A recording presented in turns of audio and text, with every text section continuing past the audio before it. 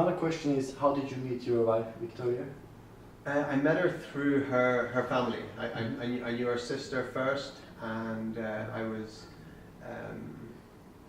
knew her sister got a job with one of my best friends, and so she was working for him. And so then I met her sister, and then I met her family, and then I met her, and I just met through her family. She was also vegan at the time, or she vegetarian? And she became vegan when she met you, or? Well, we've been together for 10 years, so I went vegan first, and then she was vegetarian, but she said she couldn't give up the cheese, and so I said, look, everybody says that. I said, look, it's me or the cheese, you know? And so the rest is history, right? It's good. Yeah. We know you have a wonderful son, Indigo. Yeah. Do you plan to homeschool him? Yes. And why? What are some advantages? Well, it depends on who you are. For some people, they're better off not to homeschool their children, because, you know, I know kids that have been homeschooled, and you know, they're teenagers and they still can't read or write properly. You know. And then I know other kids that have been homeschooled, and they're way ahead. You know, they're way ahead, very intelligent. You know, great social skills there. You know. And so it depends on the parents and their commitment to it. So yeah, I plan to do it because, well, pretty much I believe I can do a better job than... Because you're well educated and you know what to teach him, what's important. Because in the schools they just teach you so many things that are not important. Yeah. And then just like, you don't know how to fix a bike, or you know how ripe fruit should look like. Right. Totally. Like this, totally. Yeah. You don't know how to cut a melon in half, you know. There's very little that I see taught in school that is relevant to life. You know, and my personal journey in school, I find that repressing. You know, and I think it suppressed my own genius. It suppressed my own skills and talents, because it was trying to fit me into this box that I didn't fit into.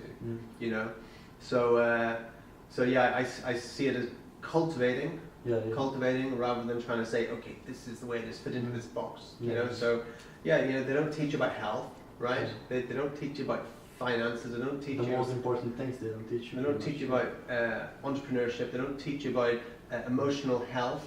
They don't teach you about confidence and how to do various things. You know, they don't teach you social skills really. You know, there's so many things that they just don't teach you in school that are really, really important for life. Harley, he felt school like he just got elementary school, and he's so successful now.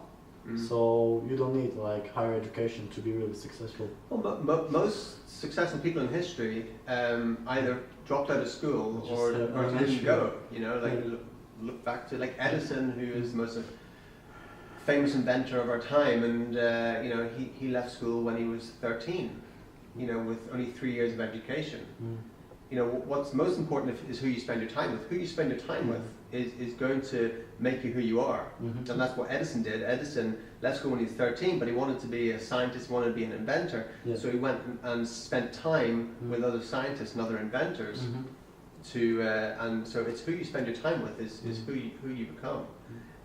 So you know, that's why I'm very selective of who I want my son to spend time with. You know.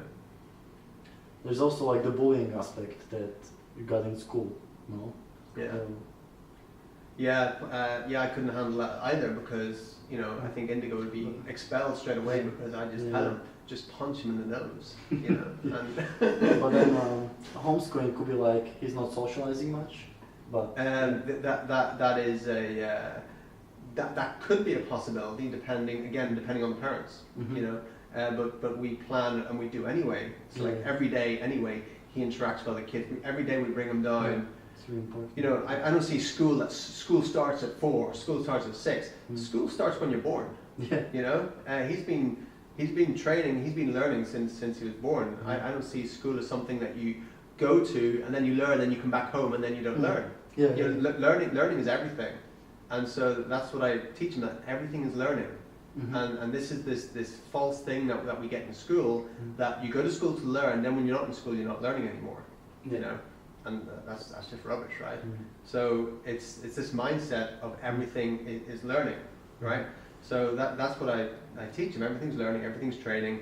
He's been doing ninjutsu since he was, a few months old. It's gonna be really good. He's been, first of all, practices grip strength. He grips on, when he's 6 months old, or less than 6 months old, 3 months old, he's gripping onto my fingers, and there's lifting him up onto his feet, back down, up onto his feet, like that. So he's developing his grip strength, and then various other things as he goes, So, because my mindset's always learning, that's how he's going to be brought up.